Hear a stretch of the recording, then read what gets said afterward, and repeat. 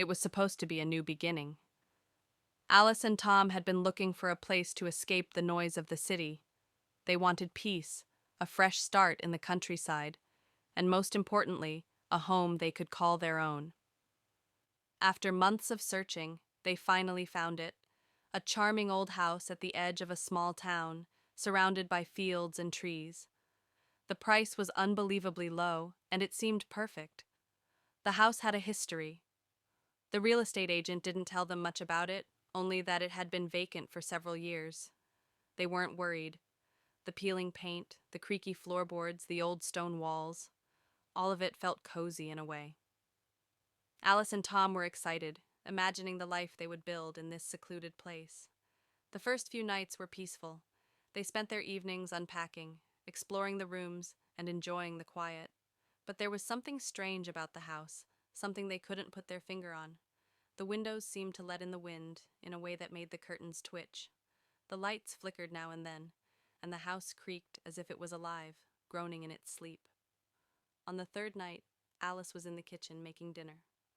Tom was upstairs in the attic, organizing some old boxes. She heard him call her name, soft at first, as though from a distance. Alice. She froze. It was strange because she was sure Tom was still in the attic, but the voice had come from behind her, from the hallway. She turned, but no one was there. Her heart skipped a beat, and she hurried back upstairs to find Tom. He was sitting on the floor in the attic, sorting through some dusty old books. "Tom?" Alice asked, her voice trembling slightly. "Did you just call me?" He looked up, confused.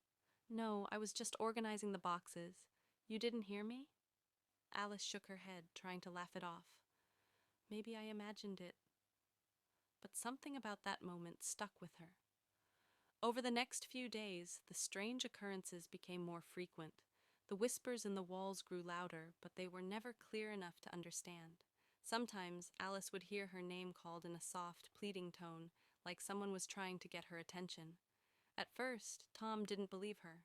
He thought it was just the house settling, the wind playing tricks on her. But Alice was beginning to feel that something wasn't right. It wasn't until the seventh night that things took a darker turn. Alice woke up to find Tom missing. His side of the bed was empty, the sheets undisturbed. She called out to him, thinking he might be in the bathroom or downstairs. But the house was eerily silent. Panicked, she searched every room, every corner of the house. But there was no sign of him. She opened the attic door, calling his name, but there was no answer. The house felt wrong, as though it was watching her, waiting for her to make a move. Suddenly, Alice heard the whisper again, but this time it was clear. "Help me." It was Tom's voice, faint but unmistakable. It came from the walls. She froze. The hair on the back of her neck stood up. "Tom!" She called out desperately, her voice trembling. "Where are you? Where are you?" But there was no reply. The whispering stopped, and the house was quiet once more, as though nothing had happened. Hours passed. Alice couldn't sleep. She sat in the living room, clutching her phone, trying to call Tom's phone over and over again, but it went straight to voicemail. She was alone in the house. The next day, Alice contacted the authorities. They arrived and searched the house, but they found nothing. No traces of Tom, no sign that he had ever been there. The officers seemed puzzled, but eventually they had no choice but to leave, telling her it was possible he had left on his own. But Alice knew better. She knew that Tom hadn't left. Something had taken him. As the days went by, the whispers became more frequent. Alice began to feel the house closing in on her. The air grew heavy, suffocating, and the house seemed to pulse with an unseen presence.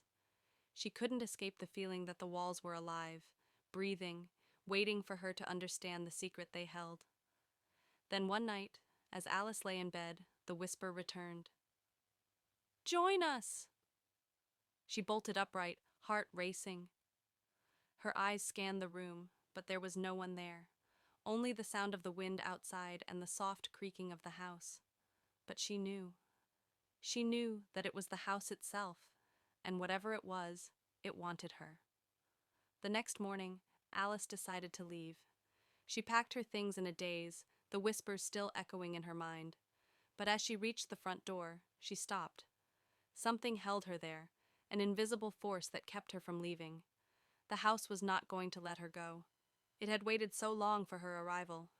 It had waited for someone to uncover its secret.